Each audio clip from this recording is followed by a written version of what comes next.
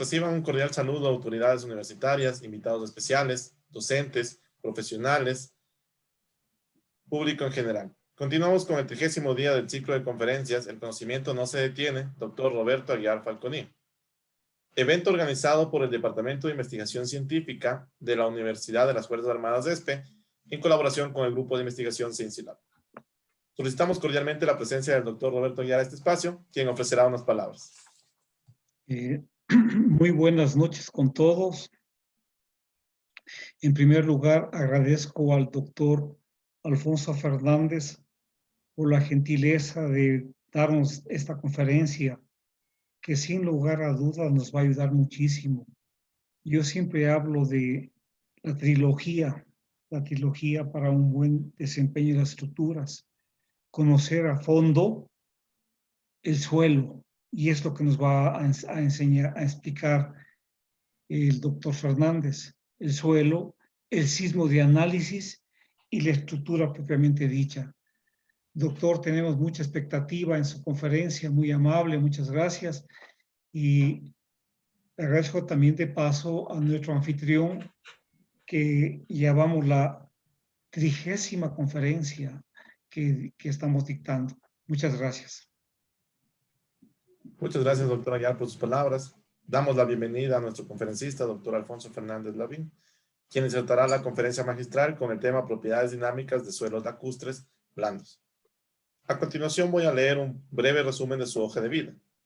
El doctor Alfonso Fernández cursó sus estudios de tercer nivel en la Universidad Central del Ecuador entre 2000 y 2006. Su formación de cuarto nivel comprende el diplomado en estabilidad de taludes por la Cámara Minera del Perú, efectuado en el 2013, y entre el 2014 y el 2015 y el 2020 cursó la maestría y doctorado en Ingeniería Civil orientada a la geotecnia en la Universidad Nacional Autónoma de México. Durante su vida académica ha recibido varios reconocimientos otorgados por las facultades de Ingeniería de la Universidad Central del Ecuador y por el Colegio de Ingenieros Civiles de Pichincha, en Ecuador. Ha participado como ponente en varias conferencias tanto en México como en Ecuador y ha escrito 24 artículos científicos publicados en memorias de conferencias, capítulos de libros y revistas de prestigio mundial. En su vida profesional ha participado en varios proyectos geotécnicos para el sector público y privado, tanto en trabajos de campo como de oficina, relacionados con cimentaciones, facilidades petroleras, estudios geofísicos, estabilidad de taludes, cimentaciones profundas, diseño de pavimentos, instrumentación geotécnica, aeropuertos y oleoductos, entre otros. También se desempeñó como especialista geotécnico en el gerenciamiento y fiscalización del parque eólico Villonaco, primer proyecto de este tipo construido en el territorio continental del Ecuador, y en las primeras etapas de la construcción de la central hidroeléctrica de Desintanizagua. Actualmente se encuentra en una estancia postdoctoral en el Instituto de Ingeniería de la UNAM, en donde está investigando nuevos enfoques para interpretar series temporales a través de la aplicación de la transformada de Wavelet para obtener parámetros dinámicos en suelos y procesar registros sísmicos, campo en el que se están realizando importantes hallazgos. Además, queremos resaltar que es presidente del Comité Técnico Especializado de Geotecnia y Cimentaciones para la actualización de la norma ecuatoriana de la construcción y miembro del capítulo de peligro sísmico, diseño sismo resistente en la actualización de esta norma. También quiero recordar que las preguntas referentes al tema de exposición deberán ser colocadas en la pestaña de chat a fin que una vez terminada la conferencia del doctor puedan ser respondidas. Estimado doctor Alfonso Fernández Lavín, otorgamos la palabra para su conferencia. Muchísimas gracias por la bienvenida. Quiero agradecer al doctor Roberto Aguiar por la oportunidad de presentar esta conferencia. He visto que les ha ido muy bien con las anteriores y para mí realmente es un honor ser parte de este ciclo de conferencias. Bueno, y para no demorarme más, voy a compartir pantalla para presentar la conferencia. ¿Se está viendo mi pantalla? Sí, estamos viendo su presentación. Perfecto. Entonces, sin darle más prórroga, voy a comenzar. Muchísimas gracias por las palabras del inicio. Bueno, en esta tarde voy a hablarles sobre las propiedades dinámicas y comportamiento cíclico del suelo lacustre del ex lago de Texcoco. Esto es porque actualmente me encuentro aquí en México realizando estudios referente a estos suelos. El contenido de esta charla se divide en 6 puntos. El primero se va a hablar de los objetivos y el alcance. 2, hablar brevemente del origen y características relevantes de los suelos lacustres de la Cuenca de México. 3, la ubicación del área de estudio. Luego se va a hablar de las pruebas de campo y laboratorio para caracterizar las propiedades dinámicas. 5, análisis de resultados. Y 6, las conclusiones. La idea es que en esta charla le voy a dar mucho énfasis a las pruebas de campo y laboratorio, cómo se las hace y qué resultados obtienen y cómo los puedo usar para definir las características dinámicas de un suelo.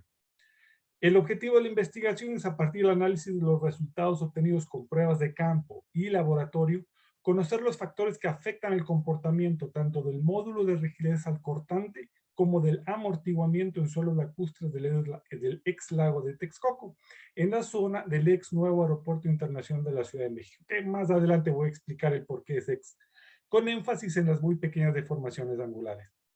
Y el alcance, analizar los resultados obtenidos en muestras inalteradas que fueron ensayados en equipos de laboratorio equipados con elementos Bender, entre ellos una cámara triaxial L, o sea, con consolidación isótropa, una cámara triaxial neumática y un odómetro o un consolidómetro. Y ensayos convencionales como es la columna resonante y la cámara triaxial cíclica. Además, se usaron resultados de pruebas de campo obtenidas de ensayos de la sonda suspendida y un dilatómetro sísmico.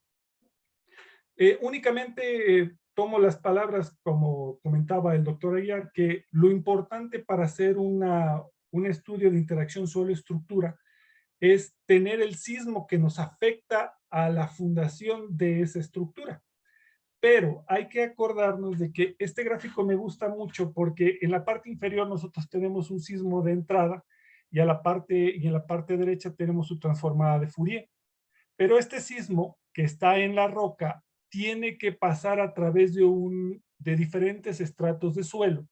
Y dependiendo de las características de este estrato de suelo, este evento puede amplificarse o de amplificarse. Entonces, por ejemplo, en este caso estamos viendo que al pasar este sismo a través de este suelo, se amplificó.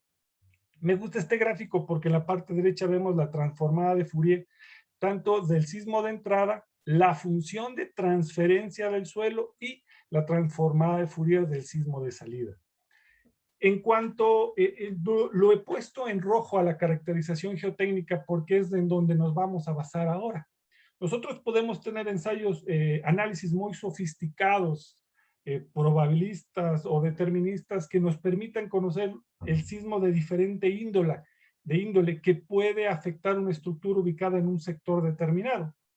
Pero si nosotros no tenemos una caracterización adecuada de cómo están las condiciones de este suelo, lo que nosotros tengamos de ahí para arriba nos deja una incertidumbre. Entonces, la función de transferencia es la cédula de identidad de este suelo, porque ahí está contenido su característica propia de la rigidez al esfuerzo cortante y el amortiguamiento que están gobernando su comportamiento.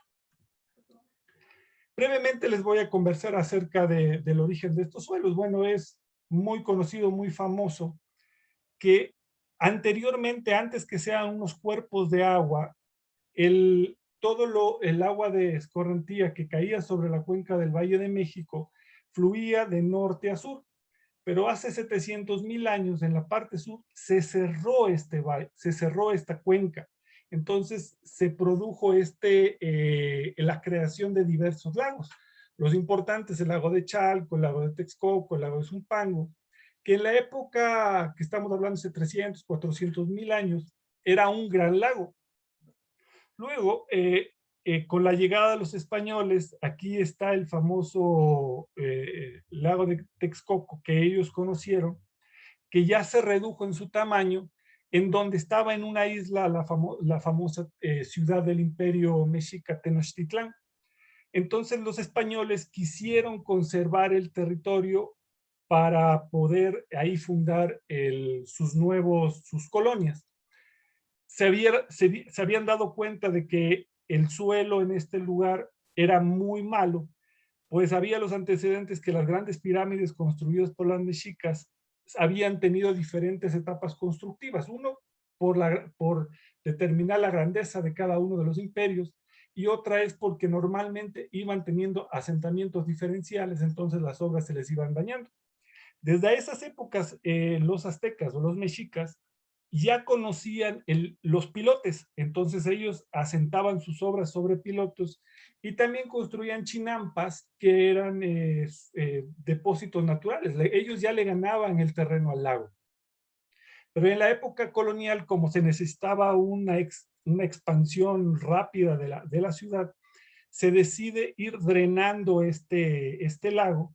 Entonces, con el transcurrir del tiempo se han construido obras para realizar este drenaje del lago y llegar a lo que es actualmente, en donde ya el único cuerpo de agua que medianamente queda es el de Texcoco.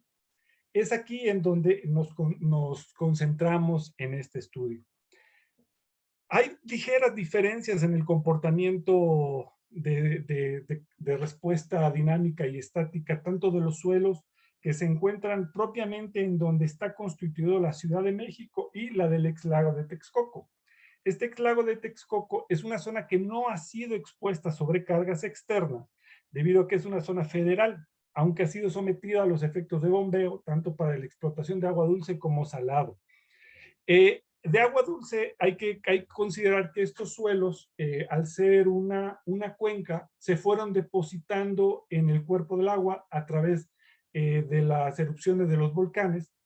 Entonces, paulatinamente se fueron asentando en depósitos sedimentarios. Lo interesante es que el agua de este lago es salobre. Entonces, es lo que logró que la estructura del suelo sea abierta. ¿Qué quiere decir? Que son placas de suelos que se asientan entre borde y cara, o cara a cara, o borde a borde. Entonces forman como una casa de naipes. Esa casa de naipes es la que le da las características tan especiales a estos suelos. Porque normalmente un suelo, digamos que tiene 1 o 2 en relación de vacíos, acordándonos que la relación de vacío es la relación entre el vacío, el aire o el agua respecto a su fase sólida. En los suelos normalmente se tiene 1 o 2, pero estos suelos pueden tener hasta 12 veces más aire que sólidos. Entonces, aquí en Ciudad de México realmente se constituye un laboratorio de mecánica de suelos a gran escala. Entonces, en la zona de Texcoco no ha habido estructuras que se han cimentado sobre este sector, pero sin embargo ha sido explotado de acuíferos que se encuentran a 80 o 100 metros para sacar el agua dulce para dotar del agua potable a la Ciudad de México, pero también salada, pues como comentaba, el ambiente salino de este lago es el que produce las condiciones excepcionales extremas de estos suelos. Ahora, en la década de los 50, los 60, se extraía esta agua y se la dejaba secar al sol para sacar sosa cáustica. Y es interesante que este excesivo bombeo de aguas produce asentamientos inclusive de 13 centímetros al año. Entonces aquí es donde tenemos los famosos problemas del asentamiento regional de la ciudad. Adicionalmente se encuentra el nivel freático a poca distancia de la superficie del terreno porque zonas de este sector todavía siguen inundadas. Otra situación interesante es que este suelo tiene hasta el 65% de la fracción fina, puede estar compuesta por microfósiles. Estos son microfósiles que son algas unicelulares que abundan en ambientes ricos en sílice. Entonces, lo que es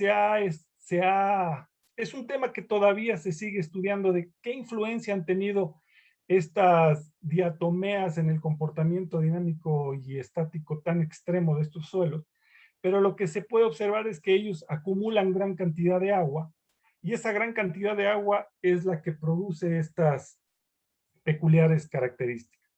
Por otro lado, también se ha observado con análisis de físico-químicos que estos suelos están compuestos por una gran cantidad de mármol y ionita. Hay que acordarse que dentro de las arcillas. La mormolidonita es la más plástica de todas ellas, la hilita es intermedia y el caolín es la que más baja plasticidad tiene. Entonces, si nosotros vemos en el gráfico de la derecha, vemos que de todos estos lugares que se han estudiado, se ve que hay un gran contenido mormolidonítico y el índice plástico de estos suelos puede llegar a ser hasta 500. Entonces, más adelante vamos a explicar qué implicaciones tiene esto desde el punto de vista dinámico. Originalmente, este era el nuevo aeropuerto internacional de la Ciudad de México, que se ubica en la parte noreste de la Ciudad de México. El aeropuerto internacional actual Benito Juárez tiene gran demanda. Entonces la idea era construir una nueva terminal aérea en 2 etapas. La primera etapa, de hecho, originalmente debió haber sido ya estar funcionando en este año, y la otra a futuro, una segunda etapa. Este era un proyecto para 60 años. La idea era de ayudar, modernizarle el transporte aéreo. Entonces, como nosotros estamos viendo en la parte roja inferior, es cómo es el área del nuevo aeropuerto. Ya como está dentro del centro poblado, como se puede ver, ya no se puede expandir más, mientras que en el nuevo, como se decía al principio, es un terreno federal de 4.431 hectáreas, se iban a ver 6 pistas independientes entre sí para el funcionamiento. En la primera etapa eran 3 y las subsiguientes 3 con respecto al tiempo. Pero por una situación política, el gobierno que entró hace 3 años decidió que este proyecto no debía seguir adelante, entonces se canceló. Entonces por eso se habla del ex Aeropuerto Internacional de la Ciudad de México. Pero era un proyecto que, al estar ubicado en esta zona con harta complejidad, con mucha complejidad, se hicieron tramos de prueba en donde, por ejemplo, se ensayaron diferentes alternativas para poder cimentar la pista y las estructuras. Y en esos tramos de prueba se hicieron unas caracterizaciones geotécnicas para conocer el comportamiento y por medio de modelos numéricos poder tomar las decisiones más adecuadas. También se hicieron grandes campañas en el área de la terminal, en el área de torre de control, en las pistas. Entonces, en la parte derecha, en la parte izquierda, perdón, se ve en dónde está ubicado el sitio del estudio para nosotros. Este cuadro lo que nos indica es la caracterización geotécnica de la Ciudad de México, en donde se la ha dividido en 3 zonas. La zona 1, que es la zona de lomas, es la zona de tobas, de suelos competentes. La zona 3 es la zona en donde está propiamente los lagos, es la zona en donde tenemos entre 15 y 30 metros de estos suelos lacustres de condiciones extremas. Y la zona ploma es una zona de transición, es decir, es la zona en donde va cambiando desde el lago hasta la parte competente. Es una zona también compleja porque ahí, como comentábamos, tenemos el fenómeno de los asentamientos regionales. Entonces hay que hacernos la idea de que el suelo de la Ciudad de México se está consolidando, y la zona esta de transiciones tienen problemas interesantes, como son de grietas o cosas por el estilo. Las pruebas de campo y de laboratorio que se realizaron, en estos 2 cuadros me gusta verlo porque en la parte derecha nosotros tenemos un esquema de una distorsión angular, de cómo varía el módulo de rigidez con respecto a la distorsión angular. Entonces nosotros tenemos 3 sectores, uno que es de muy pequeñas distorsiones angulares, un rango intermedio y una parte grande. Entonces en este gráfico nos muestra, por ejemplo, depende de los tipos de estructuras que estamos analizando, qué distorsión angular son las que gobiernan su comportamiento.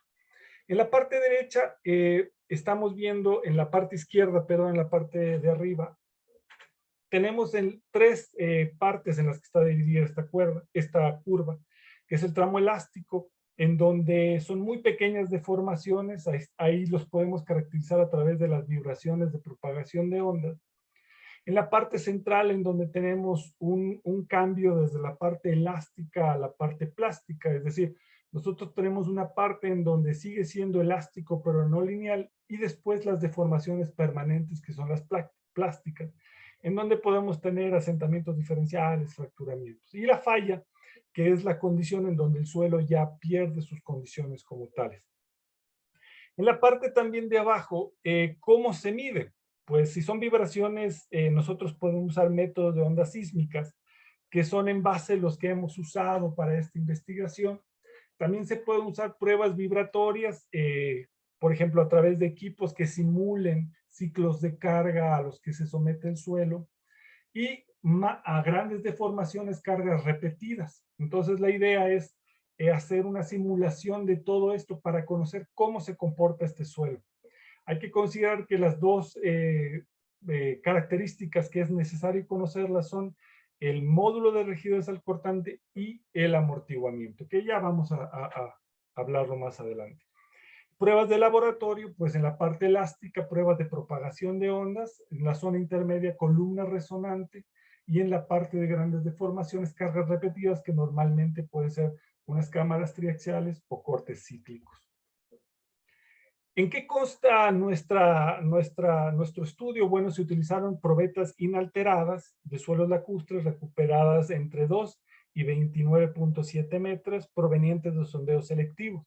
¿Qué es un sondeo selectivo? Bueno, como veíamos, es un área muy grande el del aeropuerto. Entonces, lo que se hace es primero hacer unas pruebas con cono o con pruebas indirectas, para poder ir definiendo los puntos que son importantes en donde se puede extraer una probeta inalterada de gran calidad que nos permita conocer sus características en el laboratorio. Entonces, una vez que se tiene hecho estos sondeos con cono, en la estratigrafía se decide en dónde, y también se decide si hay que hacer o no el SPT. Hay que recordar que el SPT para este tipo de suelos no nos da una información tan relevante, sino únicamente nos permite extraer muestras alteradas, porque son suelos blandos en donde en la mayoría de ocasiones, únicamente con el peso de la herramienta, con el peso propio del martillo, la cuchara se hunde, entonces no podemos sacar información de ahí.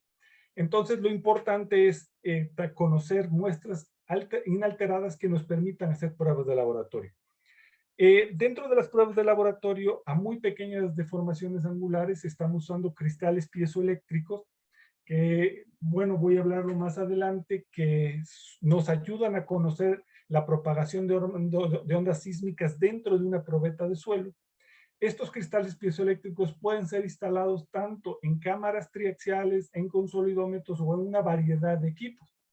Últimamente, en los últimos 30 años, esta técnica ha ganado campo dentro de la investigación de las propiedades dinámicas, pues son muy versátiles al poder ser instalados en diferentes equipos, y también se los puede fabricar en el laboratorio antes de montarlo. Entonces son relativamente económicos y nos permite conocer tanto la propagación de las ondas cortantes como de las ondas de compresión dentro de la ejecución de un ensayo tradicional de geotecnia. Entonces, aparte de las condiciones mecánicas tradicionales que yo puedo tener, como es el ángulo de fricción interna o la cohesión, también me permite conocer cómo se comporta el módulo de rigidez al cortante conforme se varían las condiciones en el ensayo.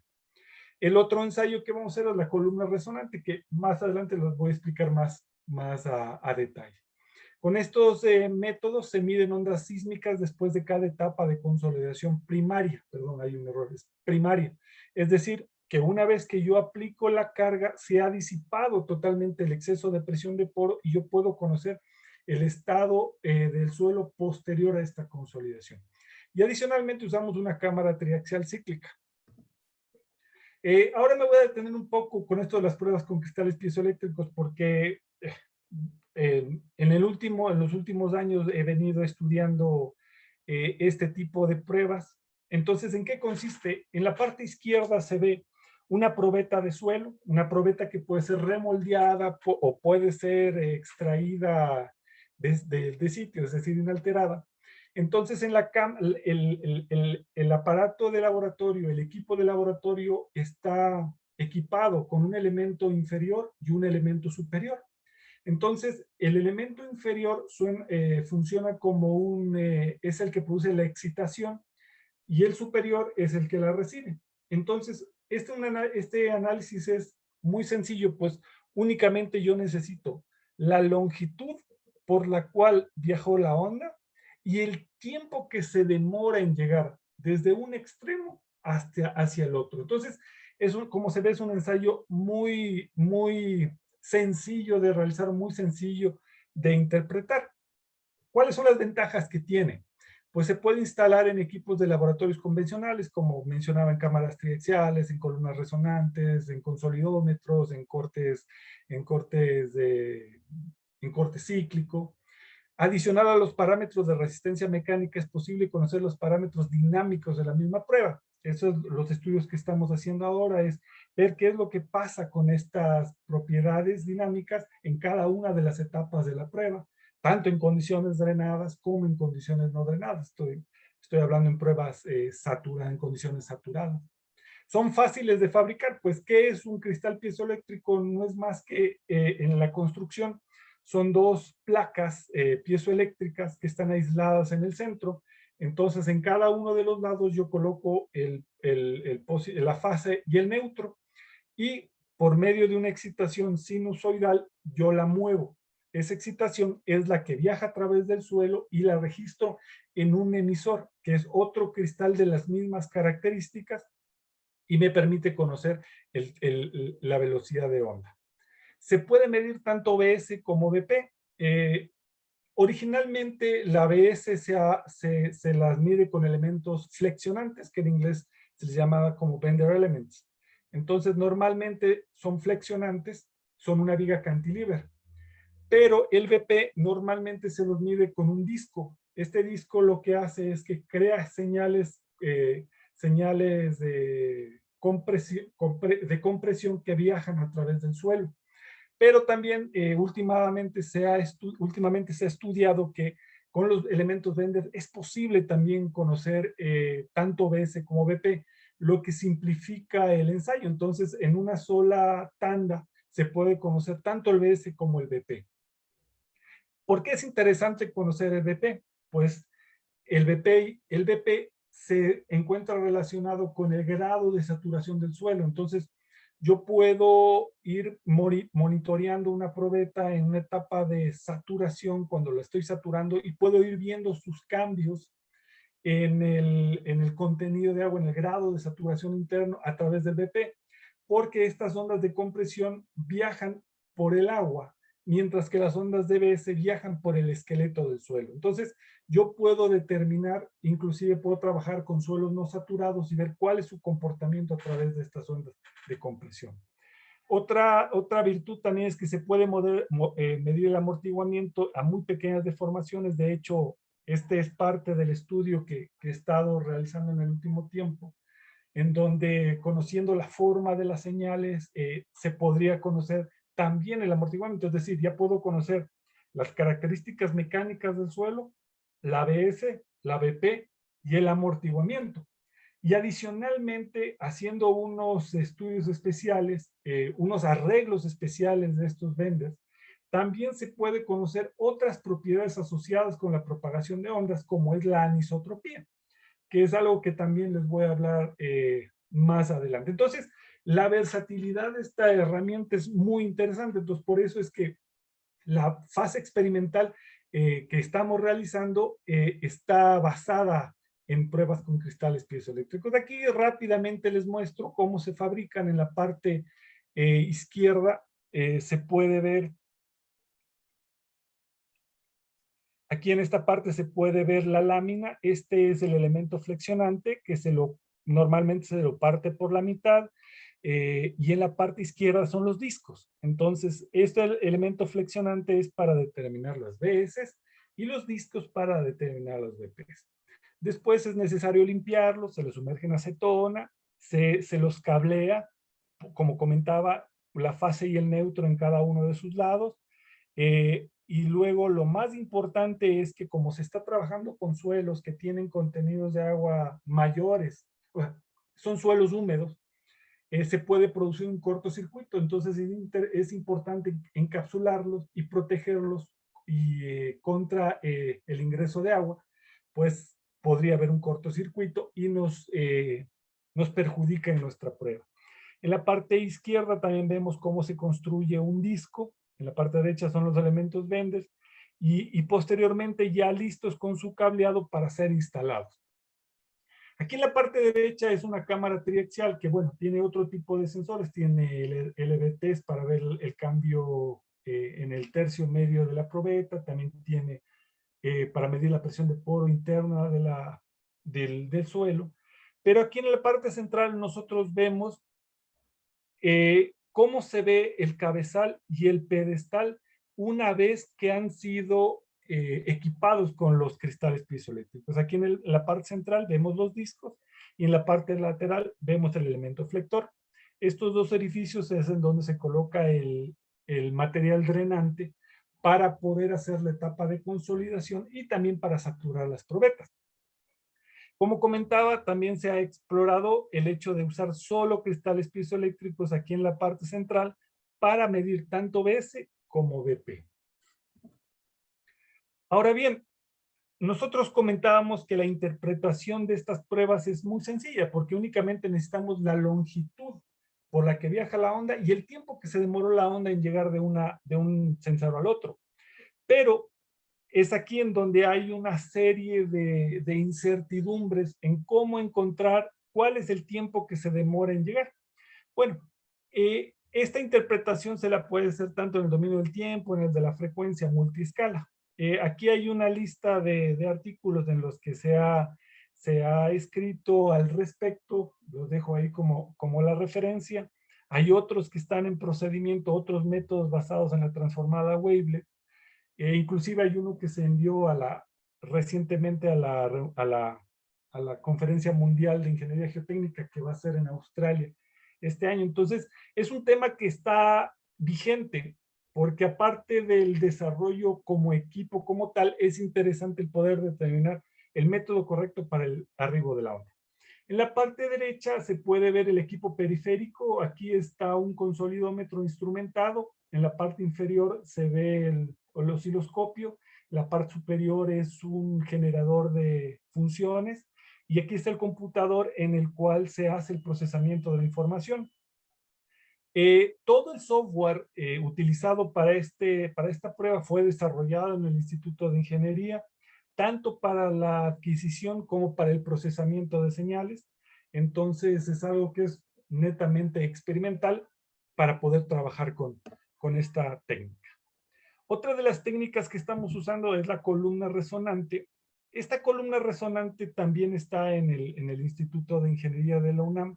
Aquí se la ve en la parte izquierda, es la cámara, en blanco se ve la probeta que está cubierta con su látex porque está dentro del agua, que es la que le da el confinamiento.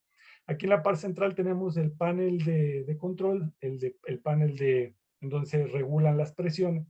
Y aquí se puede ver en la pantalla el software que también fue desarrollado. Bueno, de hecho, la totalidad de este equipo fue construido en el Instituto de Ingeniería, tanto la parte mecánica como la parte electrónica. Ahora, ¿qué hace la columna resonante?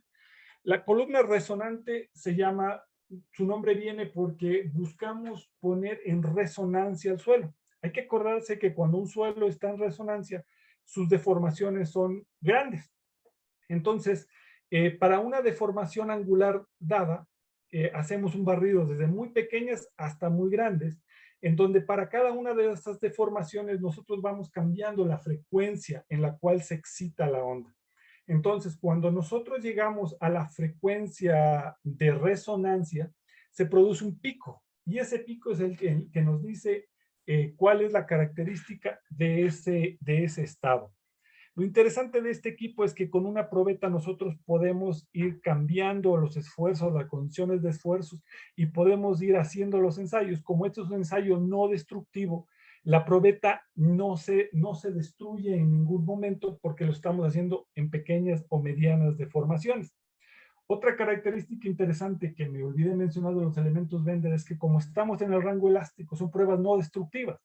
Entonces, aunque sea yo le haga un barrido de 50 o de 100 ciclos sinusoidales en los cuales yo estoy excitando al suelo, no va a producir ningún tipo de cambio en la estructura del material. Entonces, esa es una virtud de este tipo de ensayos.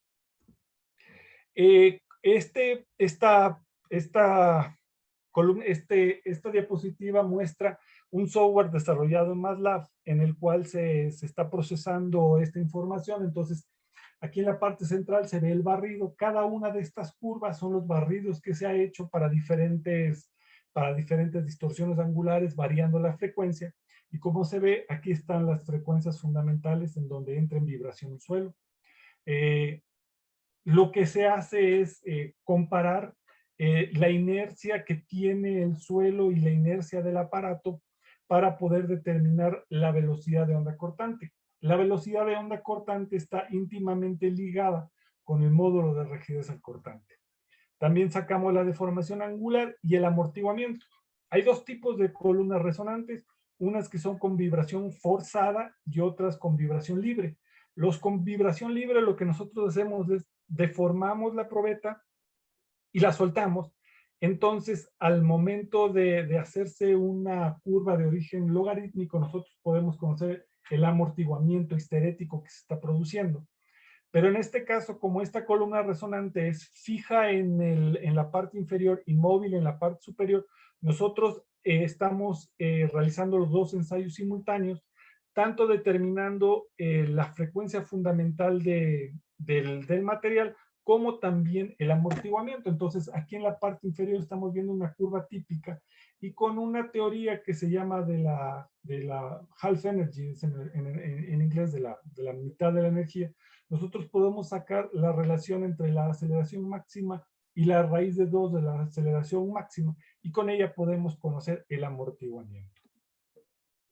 También usamos una cámara triaxial cíclica. Esta cámara también se encuentra en el Instituto de Ingeniería, al igual que los otros equipos, tanto mecánica como electrónicamente ha sido desarrollado por personal del instituto. Aquí en la parte izquierda vemos el computador que lo controla. Aquí vemos las servoválvulas, que son las que permiten a través de una interfase de aire lo que manda a un pistón para que se pueda mover el vástago en la probeta. Vemos un tablero de manómetros. Este nos permite regular tanto las presiones dentro de la cámara como la de contrapresión en el caso de que sea saturada. Y aquí en la derecha se toma un esquema de cómo es el procesamiento de esta prueba. Bueno, muchas veces uno se pregunta, bueno, si estoy haciendo una prueba con una deformación axial, ¿cómo es que me da una distorsión angular? ¿De dónde sale la parte dinámica de este ensayo? Pues únicamente lo que se hace es conceptualmente, al momento de que estamos haciendo la excitación axial, se está considerando el esfuerzo cortante en un plano de 45 grados. Y es ahí que por medio de la teoría elástica nosotros podemos sacar el módulo de elasticidad y relacionándolo con el módulo de Poisson, nosotros podemos sacar el módulo de rigidez. Esta prueba, a diferencia de las otras, esta es destructiva porque estamos llevando a la falla al suelo.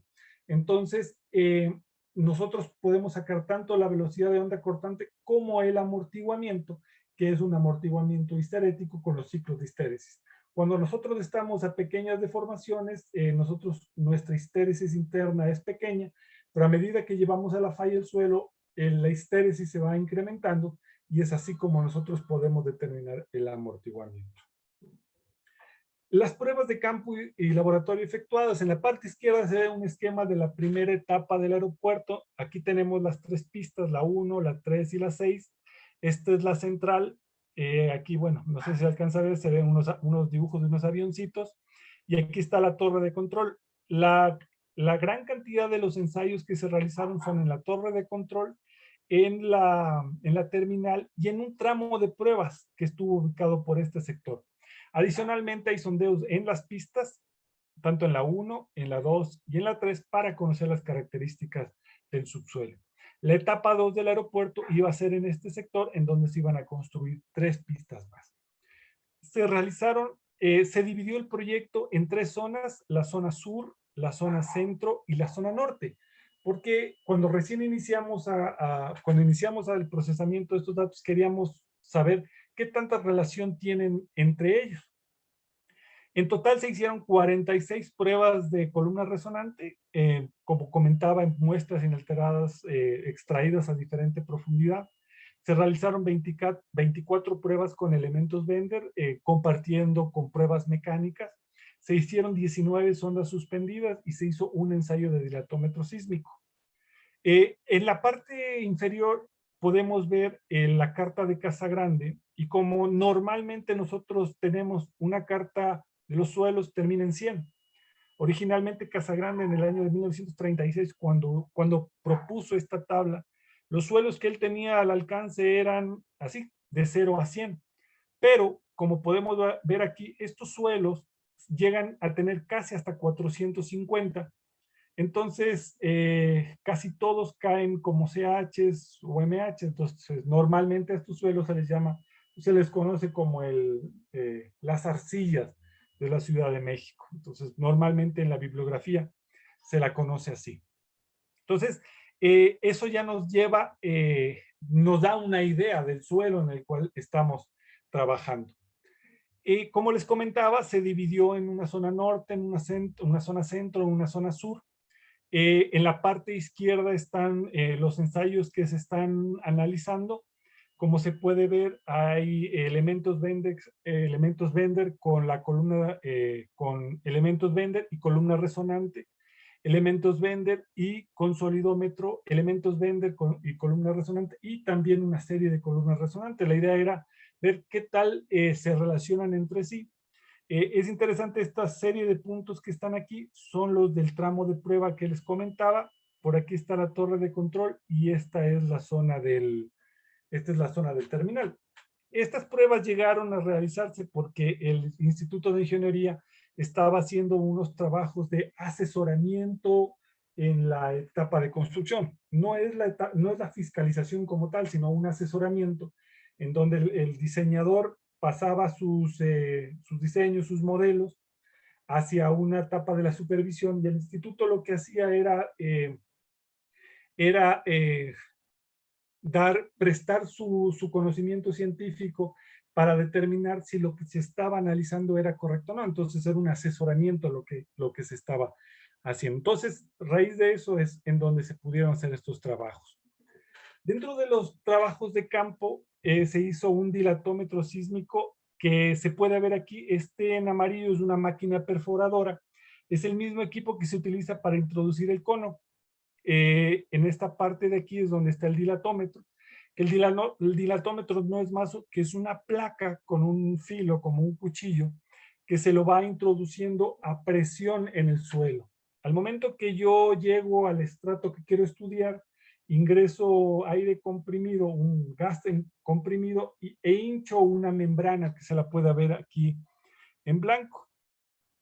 En cuánta resistencia tenga esa membrana, si es mayor resistencia el suelo es más rígido, si es menor resistencia el suelo es más blando. Pero adicionalmente al ensayo tradicional que se tiene del dilatómetro, se lo ha instrumentado también con unos geófonos, con sensores inferiores y superiores. Entonces nos permite hacer una prueba, aparte de las condiciones características mecánicas del suelo, nos permite hacer un downhole. Pues como se ve en este esquema, en la parte superior yo coloco una placa con una masa determinada y le doy golpes con este martillo, golpes cortantes, que van a viajar tanto al sensor superior como al inferior. Entonces yo puedo determinar indirectamente, como se ven en estas señales, el módulo de rigidez a través de la onda cortante. ¿Cuál es un inconveniente de estos ensayos? Es que únicamente son factibles entre 0 y 20 metros, pues a medida que se va profundizando el sondeo, las señales van siendo más deficientes, entonces es más difícil de interpretarlas. Este es un reporte del dilatómetro. Como se ve, es la diferencia de presiones, son las que nos dan las características del suelo, el módulo de rigidez. Aquí está el ensayo de las velocidades de onda cortante, y como les digo, en este caso se llegó hasta 28 metros. los suelos blandos que estamos estudiando están en este sector. Hay puntos que se disparan, pues, como parte de la depositación del material. Hay depósitos de arcilla, pero también están intercalados por depósitos de arena, que son producto de las erupciones volcánicas. Entonces, este suelo fue evolucionando. Inclusive hay estratos que son más duros, más resistentes. Hay una famosa capa dura, que en este caso fue una época de gran sequía, en donde el sol desecó ese estrato y lo volvió una costra. Nuevamente vinieron las lluvias, se depositaron, vinieron depósitos de cenizas volcánicas delgadas, vinieron arenas, y es así la estratigrafía. Entonces, eso se puede ver en esta parte de aquí.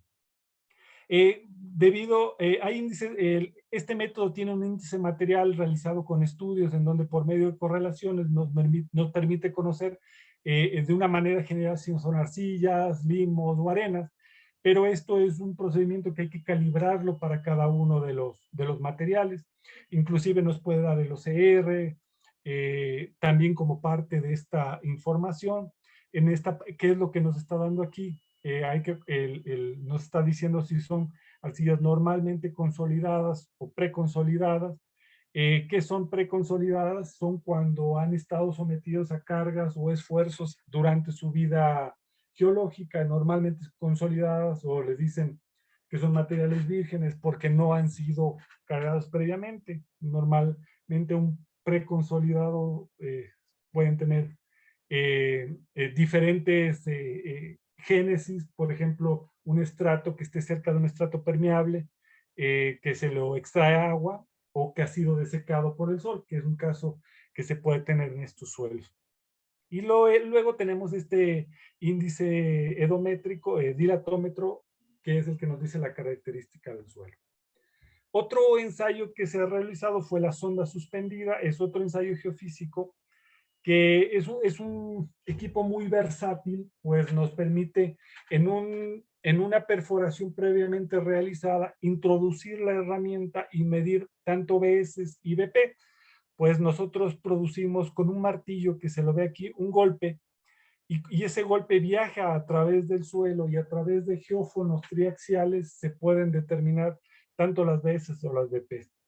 Las BS son las ondas que más se demoran en llegar, y las BPs son las ondas que más rápido llegan. Entonces, en la parte superior, nosotros estamos viendo dos pares de señales en verde y en rojo. Y como se puede ver, aquí está el tiempo de arribo, el tiempo que se ha demorado llegar desde el geófono inferior hasta el geófono superior. ¿Cuál es un problema de este tipo de ensayo? Es que en estos suelos que son blandos es necesario recubrir, ademar, encamisar la perforación, y como normalmente se lo realiza estas perforaciones con fluidos estabilizantes, eso también puede perjudicar, puede alterar un poco el ensayo. Pero si lo tuviéramos en un suelo más competente, nosotros tendríamos señales más limpias, y nos permite conocer tanto la BS como la BP. Como nosotros comentábamos, esto relacionado con el módulo de rigidez al cortante, y el BP nos permite conocer también con ambos cuál es la relación de Poisson de ese suelo. Este es un equipo también del Instituto de Ingeniería, en donde nosotros tenemos aquí un winche, en donde nosotros podemos subir y bajar esta sonda. Estas sondas suspendidas se han hecho hasta de 80 metros de profundidad. Entonces, la ventaja al dilatómetro es que como el dilatómetro nosotros damos la perturbación en la parte superior, al momento de viajar la señal por el suelo se va disipando, mientras que aquí nosotros la perturbación y la lectura de las señales es contigua. Entonces va viajando conforme va bajando la herramienta. Como mencionamos anteriormente, se hicieron 19 de estas pruebas. Aquí en la ampliación se ve el tramo de prueba. Este tramo de prueba se ensayaron diferentes variantes para poder cimentar tanto las estructuras como la pista. Entonces, como son suelos que se consolidan, que se deforman naturalmente por sus características compresibles, la idea era preconsolidarlo, es decir, precargarlo para que al momento de que yo coloque la estructura definitiva, los asentamientos conforme al tiempo sean menores. Entonces, hay asentamientos que se lo están haciendo de manera natural, conforme el tiempo se va disipando la presión de poro. Hay otros que se están usando drenes, drenes con vacío, y es muy interesante lo que se realizó aquí. También otras alternativas para las cimentaciones. Entonces, toda esa información fue rica, como comentaba, se dividió en el sur, en el centro y en el norte. Se sectorizó estas pruebas. Aquí nosotros podemos ver unos perfiles obtenidos con la sonda suspendida en el perfil norte, en donde nosotros vemos que son velocidades de onda cortante mucho menores a 80. Y estos picos que podemos ver son lentes, son estratos firmes que tiene este material. Aquí a 20 metros nosotros también podemos ver, son estratos competentes. Y en esta zona norte, en esta zona sur, es un poquito más confusa la determinación de la estratigrafía. De todas maneras, nosotros estamos trabajando, nuestro estudio se está basado en la primera formación arcillosa, que tiene entre 0 y 25 metros. Después de eso nosotros tenemos una zona dura, como se ve aquí, que es una capa dura, y después tenemos una segunda formación arcillosa que está en esta parte de aquí, y posterior a eso nosotros tenemos una nueva capa resistente y una tercera capa de arcilla, y los que se conocen como los depósitos profundos, que son de la época cuando era todavía un valle. Es interesante ver, bueno, qué tanto nosotros podemos confiar en los ensayos de campo y de laboratorio. Entonces, nosotros vimos en la zona, estamos comparando, aquí en triángulos verdes son los resultados de la columna resonante, y en café son los de la columna resonante, y se ve una buena comparación entre ambos, tanto en la zona norte, en la zona centro y en la zona sur.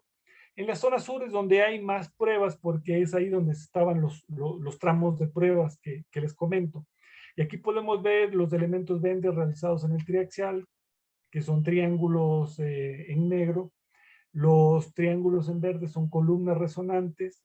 Los cuadrados son elementos Bender en consolidómetro, y adicionalmente una sonda suspendida. Entonces podemos ver una buena comparación entre ambos. Y en este gráfico nosotros estamos viendo una comparativa general, en donde vemos el BS que sacamos con los diferentes métodos, con las ondas suspendidas, con el dilatómetro, con las pruebas de laboratorio. Aquí también vemos el amortiguamiento, la plasticidad, como estamos viendo. Aquí se ven los límites líquidos, que son los más alejados, los límites plásticos, que son los más cercanos, y el contenido natural de agua. Normalmente estos suelos, el contenido natural de agua, como vemos aquí, es muy cercano al límite plástico. Por eso estos suelos tienen esas características tan especiales. ¿Por qué a pesar de que cada uno de los ensayos, tanto de campo, de laboratorio, son diferentes, los resultados se asemejan entre sí? Entonces eso, por un lado, nos da la certeza de que si nosotros hacemos pruebas en campo y en laboratorio, tenemos la tranquilidad de que los resultados se parecen. También nos permite poder hacer ensayos mixtos, es decir, poder combinar tanto pruebas de laboratorio y pruebas de campo. Hay que considerar que los tres ensayos funcionan de una manera diferente. Los Bender Elements, como decíamos, la excitación viene de un cristal inferior, viaja a través del suelo la onda y se la recibe en un cristal superior. Eso quiere decir que la onda cortante está viajando por donde encuentra el camino más rígido, es decir, por donde el contacto entre las partículas es el que le permite consumir la menor cantidad de energía para trasladarse de un lugar a otro. Mientras en la columna resonante nosotros estamos ensayando toda una probeta. Toda una probeta es la que está siendo excitada en la columna resonante. Y también tenemos un ensayo de campo. En este caso se puso un cross-hole únicamente para hacerlo didáctico, en donde en cambio está viajando la onda cortante a través de toda la masa de suelo. El pro de las pruebas de campo es que me permite conocer las características del suelo, tanto con sus fallas que pueda tener, con sus descontinuidades y sobre todo con el estado de esfuerzos en el que está en el campo. Se puede decir que puede haber una perturbación de las probetas al momento de extraerla, pero ahí está una observación interesante al gráfico anterior, que si las pruebas de campo y las de laboratorio tienen semejanza, esto nos da la certeza de que las probetas han tenido una mínima distorsión, o se podría decir no han sido distorsionadas. Entonces da la seguridad de lo que se está realizando en el laboratorio. Es una observación interesante. Ahora, en la parte esta de aquí en la izquierda, nosotros está mostrando una prueba realizada en la cámara triaxial o en el consolidómetro. Entonces, ¿qué es lo que vamos realizando? Nosotros en el consolidómetro vamos colocando un incremento de cargas y ese incremento de cargas en el suelo saturado va produciendo un exceso de presión de poro. Entonces, con el transcurrir del tiempo, esa carga se va transmitiendo desde el agua hacia el esqueleto del suelo. Cuando ha sido transportada la mayoría de esa carga al esqueleto del suelo, nosotros ahí decimos que ha terminado la consolidación primaria. En el momento que termina la consolidación primaria, nosotros hacemos este ensayo del elemento Bender, desde la parte inferior a la parte superior. Nuevamente repetimos, incluimos un nuevo estado de esfuerzos, se produce la consolidación, se termina de disipar la presión de poro, hay un segundo estado en el que podemos realizar nuevamente este ensayo con los elementos Bender, y así lo hacemos en las etapas que nosotros hayamos determinado, tanto en carga como en descarga. Lo que nosotros podemos ver es que conforme se incrementa la consolidación del suelo, se produce una rigidización. ¿Por qué se produce eso? Pues porque al liberar en cada uno de los estados la presión, el exceso de presión de poro, el suelo va teniendo un contacto intergranular mayor. Entonces ahí es donde sale una característica interesante de la onda cortante, pues ella viaja a través del contacto intergranular de las partículas del suelo e indirectamente nos permite conocer cuál es la respuesta o cuál es el cambio que se produce en el esqueleto del suelo a raíz de un cambio en su estado de esfuerzos. Entonces, conceptualmente, nosotros podemos ligarlo a través de esta ley, de esta expresión que tiene dos factores, que es un alfa y un beta, en el cual el alfa nos dice cuál es la velocidad de onda cortante a una atmósfera de presión, y este particular beta nos permite conocer la deformabilidad del suelo. Entonces, esto nos lleva a otro enfoque en el cual nos permite decir, mira, que a través del cambio de las BS con los respectivos estados de esfuerzos, también puedo conocer el esfuerzo de preconsolidación, que es en donde yo tengo un cambio desde una zona más rígida a una zona en donde es más blanda. Es el mismo concepto que se tiene en el ensayo original de consolidación. Entonces, el conocer cómo evoluciona el BS dentro de un ensayo también nos permite conocer cómo se está comportando la estructura dentro del suelo. Ahora bien, en la tabla anterior se mostraron esfuerzos efectivos de campo. ¿Cómo se lo obtiene? Pues yo tengo que sacar el esfuerzo efectivo conociendo la presión de poro y el esfuerzo total. Conozco ese esfuerzo efectivo y en esta curva yo puedo interpretar cuál fue el BS de campo. Y este BS de campo es el que estoy yo relacionándolo con lo que efectivamente yo saqué con pruebas en el campo. Entonces, es así como yo puedo correlacionar una prueba de laboratorio con los resultados de campo. Otro resultado interesante que se observa es que en este tipo de suelos, el amortiguamiento a muy pequeñas deformaciones angulares no sufre un cambio importante. Es un cambio muy pequeño, aun cuando se está alterando el estado de esfuerzo. Entonces, aquí hay dos cosas interesantes. La rigidez cambia de una manera drástica cuando cambia el estado de esfuerzos, mientras que el amortiguamiento no cambia de una manera importante. Ya dentro de la recopilación de datos que se hicieron, con las franjas negras nosotros podemos ver la recopilación de estos datos, Y en las líneas segmentadas nosotros vemos una recopilación de diferentes tipos de arcillas de otros suelos. Entonces, ¿cómo se ve el comportamiento de estos suelos? La degradación del módulo tiene una larga zona lineal hasta que empieza a quebrarse y a degradarse de una manera rápida. Entonces, aquí nos da dos ideas. La primera es que normalmente estos suelos no los puedo ajustar a un modelo convencional de degradación del módulo de rigidez al cortante con respecto a la distorsión angular, porque como vemos, sale de rangos, tanto en el módulo de rigidez al cortante como en el amortiguamiento. Nosotros aquí vemos que tenemos amortiguamientos relativamente muy pequeños en un gran tramo, y luego, cuando hemos pasado un umbral, este amortiguamiento se incrementa, pero no se incrementa tan drásticamente como sí lo hacen otros suelos, como son arenas o limos. Entonces, aquí es interesante ver que este suelo tiene un comportamiento que depende de dos valores importantes, que es el índice de plasticidad y la relación de vacío. Es decir, estas dos características son las que lo difieren de los otros tipos de suelo. Ahora, quiero explicar eso de los umbrales.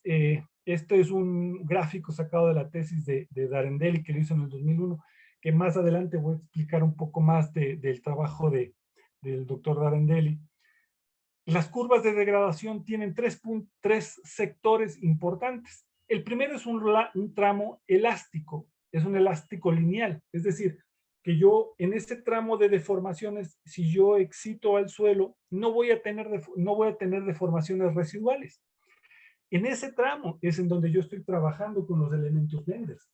Entonces, eso me da a mí la idea de que aunque yo someta al suelo a una serie de vibraciones, el suelo, la estructura del suelo no se va a modificar. Entonces, me permite conocer la rigidez dentro de la prueba que yo estoy realizando. Como vimos, este tramo elástico para estos suelos es importante debido a su gran plasticidad. Cuando nosotros rebasamos este umbral, nosotros entramos a una nueva etapa, que es elástica, pero no lineal. Es decir, el suelo se puede deformar, ya no el comportamiento es lineal, sino que es parabólico, pero las deformaciones siguen siendo recuperables. Este umbral normalmente se termina cuando se ha producido se ha bajado el 20%, o se ha llegado a 0.8 del normalizado entre el módulo de rigidez y el módulo de rigidez máximo. Posteriormente, nosotros cuando pasamos este umbral, ya entra la zona en donde tenemos la mayor degradación, en donde el suelo, a medida que va aumentando la deformación angular, se degrada rápidamente. Entonces, esto es muy importante para cuando se hacen análisis no lineales o análisis inelásticos del suelo. Eso hay que considerarlo muy importante.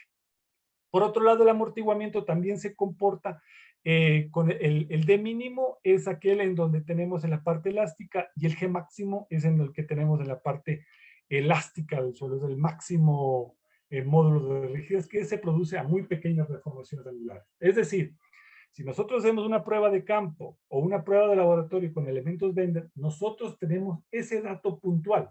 Únicamente tenemos este dato y este dato. Pero si nosotros queremos conocer la degradación, la evolución del amortiguamiento y del módulo de rigidez con respecto a la deformación angular, necesitamos hacer pruebas de laboratorio. Entonces, el segundo tramo, que es elástico no lineal del amortiguamiento, está entre cuando se termina la parte elástica y hasta cuando se produce el 3% de la degradación o el aumento del amortiguamiento. Aquí se ve una referencia bibliográfica. Como se ve, es grande la distorsión. Estos son los grandes tramos que tiene este tipo de suelo, tanto en la parte elástica como en la zona plástica. Pero una característica interesante e importante de estos suelos es que, como se ve aquí, no son curvas simétricas en este sentido, en el sentido vertical. Pues normalmente un suelo tradicional, en el 50% se produce un cambio y en el 50% se produce otro cambio, y los suelos normalmente se unen en el punto donde está rojo. pero este suelo no cumple con esa característica. Entonces, hay otro parámetro referencial que se ha encontrado en estos suelos que se llama la distorsión angular referencial, que es para el 50% de la degradación, tanto de la rigidez como del amortiguamiento. Es decir, para este suelo, este referencial es diferente. Entonces, es algo que hay que considerarlo de una manera importante. Quería analizar otro parámetro importante que es la anisotropía. Esta anisotropía también se la estudió en estos tipos de suelos. Como decía, la gran versatilidad de estas técnicas de los elementos Benders. Este trabajo es realizado por la doctora Claudia Chamorro, y aquí está la referencia en su tesis doctoral. Aquí está la referencia para si alguien quiere profundizar. Entonces aquí lo que se ha hecho es, este es un consolidómetro normal y este es el consolidómetro que ella utilizó. Entonces está multiinstrumentado, es decir, utilizó elementos Benders en diferentes direcciones, porque la idea era conocer cómo varía la anisotropía. ¿Qué es la anisotropía de un suelo? La anisotropía se refiere a cualquier dependencia direccional en la respuesta mecánica del suelo. Hay dos tipos de anisotropía: la inherente, que es aquella que viene de nacimiento con el suelo. Está ligada a su estructura de cómo se formó y cómo ha sido su forma interna de sus contactos entre las partículas. Y la inducida es aquella que se da con la historia de esfuerzo. Entonces, es interesante ver que nosotros tenemos una diferencia aproximada del 30%, es decir, estos suelos pueden tener una anisotropía hasta del 30%. ¿Y de qué depende esta anisotropía? Pues depende del índice de liquidez, de la plasticidad del suelo. Entonces, se observó el índice de liquidez relaciona al índice plástico con el límite plástico y el contenido natural del agua. Entonces, entre más el contenido de agua cercano al límite plástico, este valor tenderá a cero. Entonces, como se ve, estas dos pruebas son las que tuvieron la mayor anisotropía del 30%, y esta se determinó utilizando estos elementos Benders. También se hizo este estudio con la columna resonante, en donde de un mismo tubo, hay que considerar que los tubos de aquí, los tubos Shelby tienen 20 centímetros de diámetro, entonces permiten sacar 3 probetas en diferentes direcciones, en 0, en 60 y en 90, y se los ensayó en la columna resonante, observando que aquí es interesante ver que la anisotropía cruzada, quiere decir la horizontal hacia la vertical, es muy similar, pero a 60 grados se produce una disminución en el amortiguamiento. Y en esta probeta de acá, que es más profunda, en cambio, vemos que la diferencia es menor, es casi del 3%. Es un tema que todavía se está estudiando, pero se puede ver que la anisotropía sí afecta a las características dinámicas del suelo. Esto es importante ver porque, por ejemplo, cuando se están realizando excavaciones o cuando se quiere conocer para estructuras cómo se comporta, cómo está sometido una estructura de contención ante cargas sísmicas, es necesario conocer este tipo de información. Otra prueba que se realizó, otra variante, otro valor que afecta es el número de ciclos. Para esta prueba nosotros ensayaron 3 probetas de suelos inalterados, esto en la cámara triaxial. Entonces lo que se hizo fue someterlo a un ciclo de cargas y se produce un incremento en la presión de poro, dejar que se disipe la presión de poro, aumentar la amplitud de esta excitación, volverlo a excitar con 100 ciclos y dejarlo que se disipe la presión de poro, y así n veces. La idea era ver qué tanto puede resistir el suelo si uno se aplica a una carga, a la misma carga con la que falló monotónicamente, es decir, de manera estática, con respecto a la carga dinámica. Y lo que se encontró es que puede haber estos suelos en el ciclo de casi de 40% entre el exceso de presión de poros y el estado de esfuerzo, se produce la falla del suelo. Entonces esto nos quiere decir que este suelo puede llegar hasta tener el 40% de la capacidad que tenía inicialmente ante condiciones estáticas, pero ahora en condiciones dinámicas. Entonces, una propiedad que es muy interesante conocerla. Y esto cuando estamos sometidos a grandes deformaciones angulares. Hay que considerar que este ensayo se lo realiza a grandes deformaciones, unos ensayos destructivos, a diferencia de lo que vimos anteriormente, que eran ensayos no destructivos. Esta es una tabla en donde podemos ver qué factores afectan y cuáles no a este tipo de suelos. Aquí nosotros estamos viendo los valores originales presentados por Harding y Danevis en el 72, de Darendelli en el 2001. Y en definitiva lo que podemos ver es que estos suelos están afectados principalmente por la distorsión angular, están afectados principalmente también por el número de ciclos, están afectados importantemente por el estado de esfuerzos, como vimos el módulo de rigidez, más no el amortiguamiento. Pero por ejemplo la granulometría no lo afecta, la plasticidad, este suelo al tener una gran plasticidad, a diferencia de los otros suelos, sí se ve una diferencia notoria, pero si va variando la plasticidad dentro de este suelo, no hay una diferencia tan marcada. También se vio que la anisotropía también afecta tanto al BS y tanto como al amortiguamiento. El estado de fluencia, es decir, el esfuerzo de preconsolidación no lo afecta, el peso unitario del suelo no lo afecta, el OCR lo afecta muy ligeramente. El grado de saturación es algo que hay que seguir estudiando porque los suelos normalmente están saturados. Y ya para ir terminando, aquí les presento unos aspectos de aceleración del sismo del 85, en donde se ve que, por ejemplo, aquí en una estación acelerográfica que está en la UNAM, nosotros tenemos una aceleración espectral relativamente bajo, pero conforme vamos a diferentes lugares en la SST, que es donde está el edificio de la Secretaría de Comunicación y Transporte, o donde está la central de abastos, en donde es como un mercado mayorista, podemos ver que hay una amplificación muy grande del sismo. Ahora, ¿por qué se produce eso? Para hacer este tipo de estudios, por ejemplo, este dibujo de abajo lo tomé del artículo de Busecki-Dobry del 91. Ellos simulan un estrato de 35 metros con una ABS de 75 metros por segundo. Y lo que se ve es que si nosotros se va variando, los suelos más plásticos son aquellos que tienen una amplificación más grande. Es por eso es que en estos suelos de la Ciudad de México se ha habido amplificaciones de 4 a 6, comparando superficie con la roca. Y esto nos ha llevado a que todos estos estudios sean realizados para conocer, bueno, las curvas de degradación que más se acerquen a la realidad y me permitan modelarlas en diferentes tipos de programas que actualmente existen.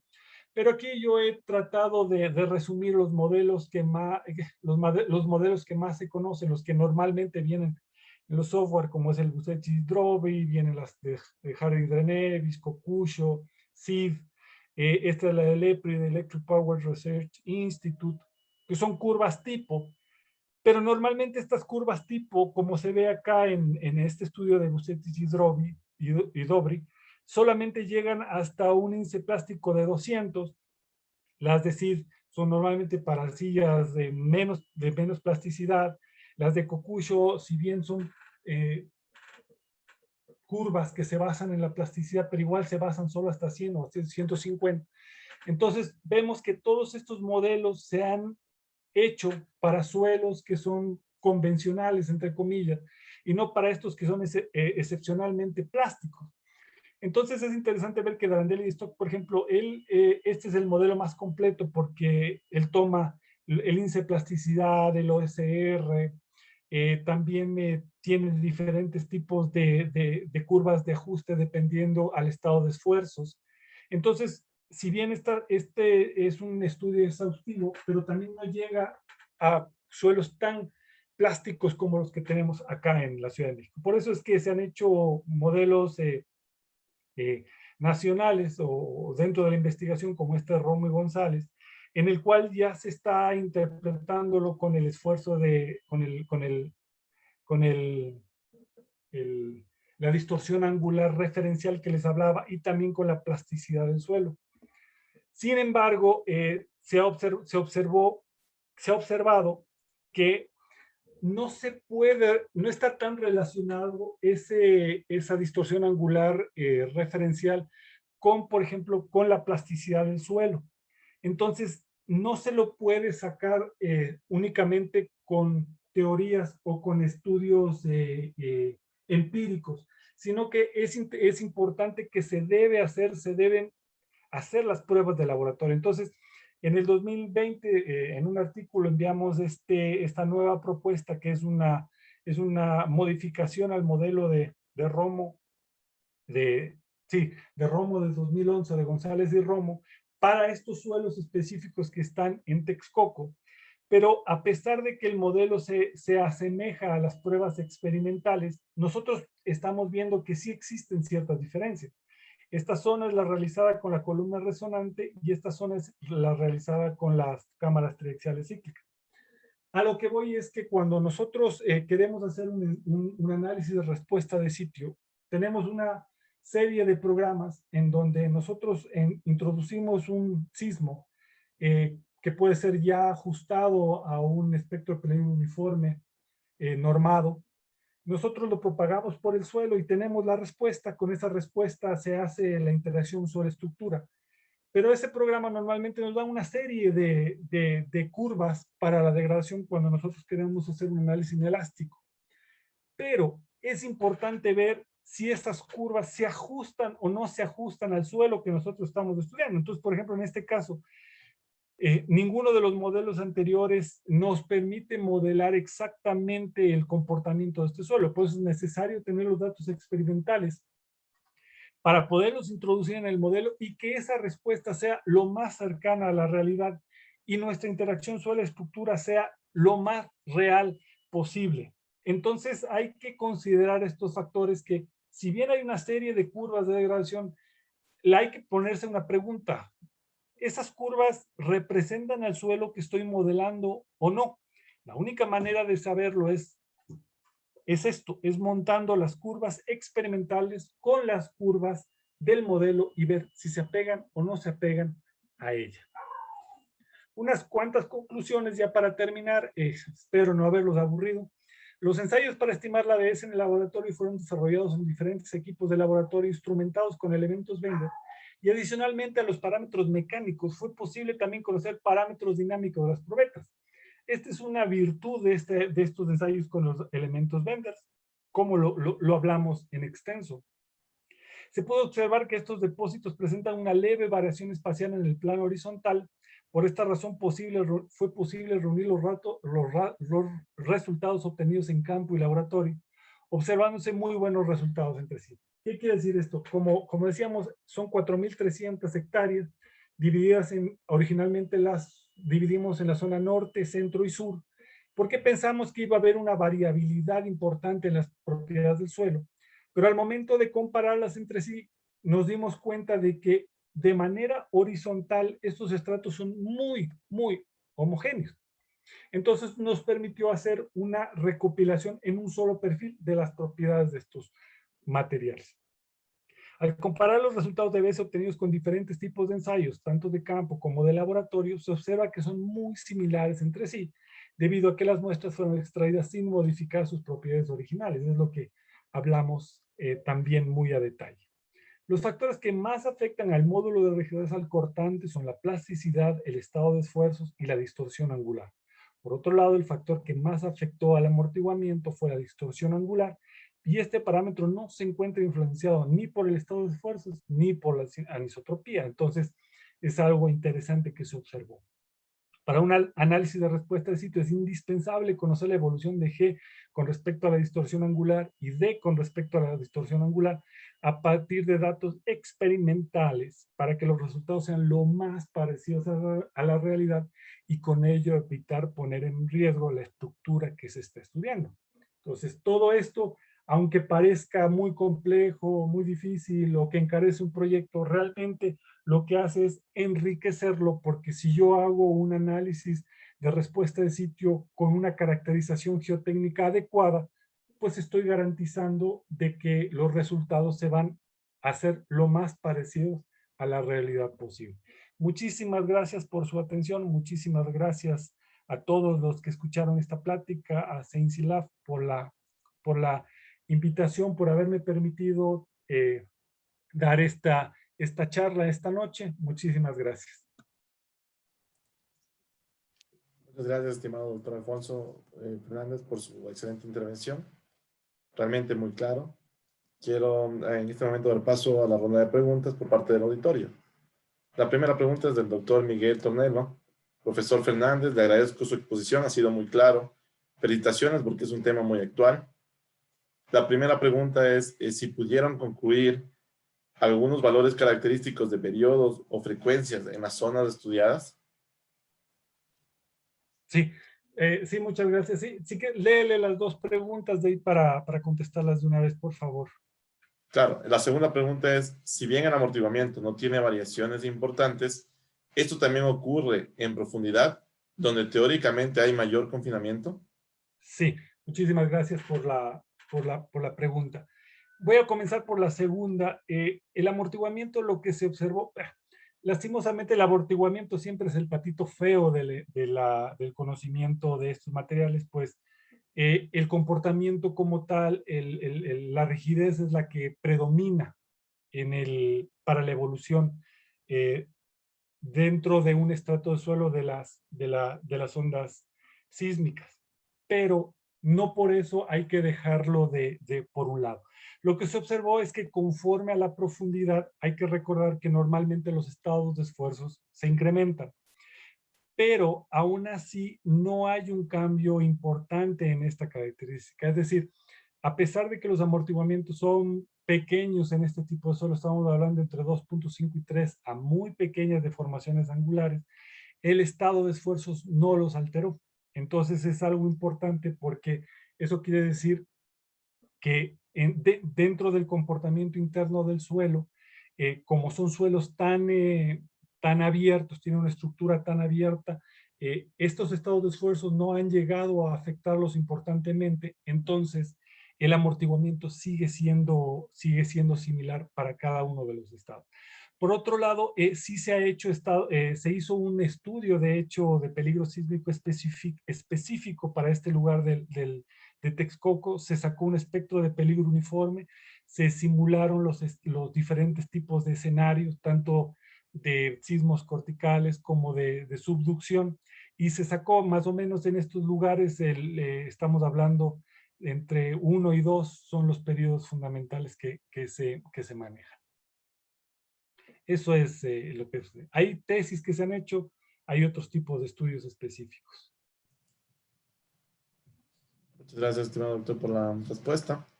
Tenemos un comentario adicional, excelente presentación. Se evidencia la importancia de los estudios geotécnicos. Muy buen trabajo. Sí, normalmente y lastimosamente muchas veces se menosprecia el trabajo geotécnico. Muchas veces se piensa que la geotecnia es del SPT, una calicata y ahí se acaba. Pero dentro de todos los diferentes temas que se trataron en esta charla, como se puede ver, hay una infinidad de temas que se pueden estudiar. En Ecuador tenemos una gran variedad de suelos, todo eso tenemos que caracterizarlos para poder ver con cuál de esas curvas de degradación nuestros diferentes tipos de suelos y en diferentes condiciones se nos apegan más para poder hacer modelos y poder tener resultados mucho más cercanos a la realidad. Muchas gracias. Realmente es un tema muy importante, un tema de actualidad que tenemos que seguir estudiando. Reiteramos nuestro profundo agradecimiento, estimado doctor Alfonso Fernández Lavín. De parte de todos quienes organizamos este evento, logramos los mejores éxitos a lo largo de su carrera profesional y de su vida personal. Realmente muy enriquecedor el día de hoy, la conferencia que hemos tenido. Quiero transmitir, hay mensajes de agradecimiento, mensajes de felicitación a su parte por la brillante ponencia. Tal vez algún mensaje final de su parte. Agradecer nuevamente la oportunidad de dar esta conferencia. Espero de que lo poco que se ha transmitido haya sido de utilidad para cada uno de ustedes. Como digo, El mundo de la geotécnica, la geotecnia es muy bonita. Esta es solamente una parte, la parte dinámica, pero hay muchas cosas más que se pueden seguir estudiando. Cualquier, cualquier cosa pueden contactarme. Lastimosamente no puse mi correo al final, pero ya cuando mande la nueva versión de esta presentación en PDF lo voy a poner. Cualquier duda, cualquier inquietud, con mucho gusto para poderla solventar. Muchísimas gracias por su tiempo. Espero no haberlos aburrido. Espero que hayan salido con una espina y poder seguir adelante en esto. Muchísimas gracias a todos y me despido. Muy buenas noches. Muchas gracias a usted. De esta forma culminamos nuestro 30º día de conferencias. Agradecemos a todos los asistentes por su participación a este evento. Agradecemos nuevamente, doctor Alfonso, por su ponencia, por su tiempo, por ayudarnos con este parte del conocimiento. También reiteramos nuestra invitación para las siguientes conferencias que se desarrollarán todos los lunes a las 19 horas. Muchas gracias, que tengan una buena noche.